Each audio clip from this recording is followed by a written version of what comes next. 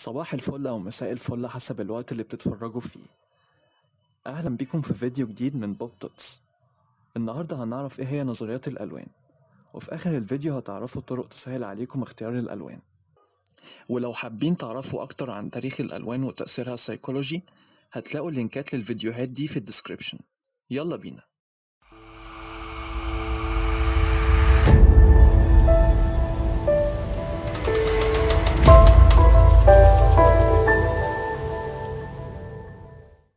أول حاجة لازم نعرفها هي عجلة الألوان. عجلة الألوان بتتكون في الأصل من 3 ألوان أساسية، وهما الأحمر، الأصفر، والأزرق، والمجموعة دي بتسمى الألوان الأساسية. لما بنخلط كل 2 من الألوان دي بتطلع لنا مجموعات من الألوان المختلفة. يعني مثلا لما نخلط الأحمر والأصفر بيطلع لنا اللون البرتقاني، ولما بنخلط الأصفر مع الأزرق بيطلع لنا اللون الأخضر، ولما نخلط اللون الأزرق والأحمر بيطلع لنا اللون البنفسجي. والألوان اللي طلعت معانا بخلط الألوان الأساسية بيبقى اسمها الألوان الثانوية. ولو دمجنا ألوان المجموعة الأساسية مع مجموعة الألوان الثانوية هتطلع لنا مجموعة ألوان تالتة، وهي الألوان المكملة. وكل الألوان دي بتكون لنا عجلة الألوان. والألوان ليها 3 صفات أساسية. الصفة الأولى هي الهيو، ودي ببساطة هي مكان اللون في عجلة الألوان، وبيكون بدرجته الزاهية الأصلية.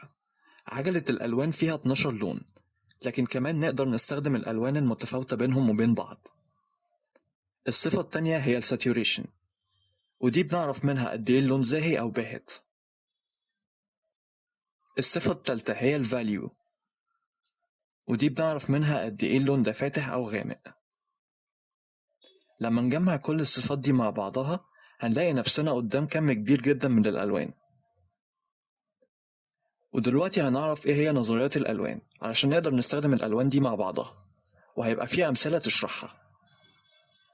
أول نظرية هي monochromatic colors، ودي ببساطة نعتمد فيها على لون واحد بدرجاته في عجلة الألوان.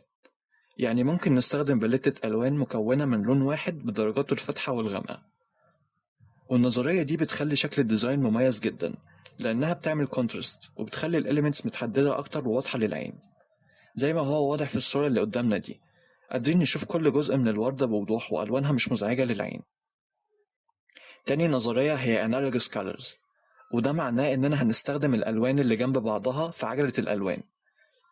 بس لما بنستخدم النظرية دي بنخلي الكونتراست أقل في الديزاين.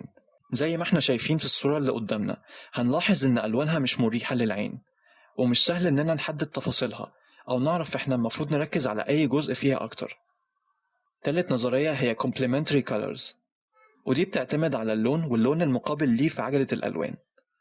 النظرية دي فيها نفس ميزة المونوكروماتيك، لأنها بتعمل كونتراست في الديزاين وبيبقى شكله جميل جدا. زي ما احنا ملاحظين في الصورة دي قادرين نميز كل إليمنت لوحده، وعينينا بتتنقل بسهولة جدا في تفاصيل الصورة.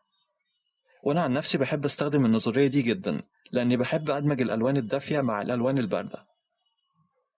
رابع نظرية هي Split Complementary Colors، ودي نفس فكرة ال Complementary Colors، بس الفرق إننا بناخد اللونين المقابلين للون اللي معانا.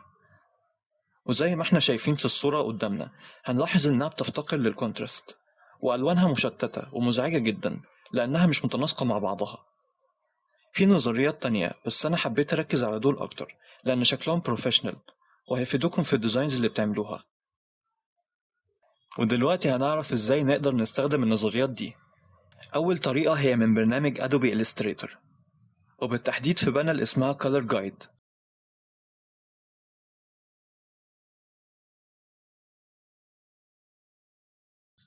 هنلاقي فيها كل نظريات الألوان اللي شرحناها ونقدر نستخدمها بسهولة.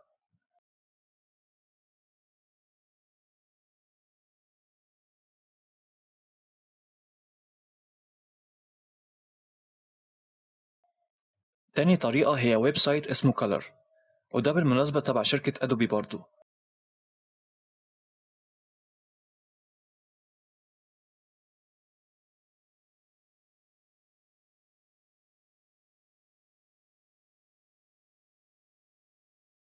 هنلاقي فيه الكالر ويل ونظريات الألوان.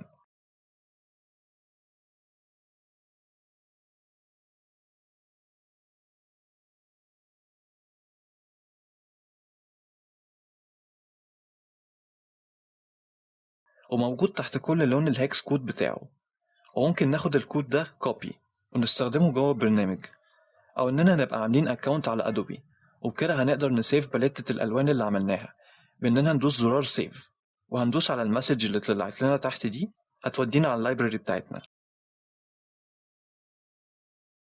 ونقدر ننزل البريتا من هناك. وبكده نكون وصلنا لنهاية الفيديو. أتمنى إن الفيديو يكون سهل ليكم، ولو حسيتوا إنكم استفدتوا ياريت تشيروه مع أصحابكم. أشوفكم في فيديو جديد. باي باي.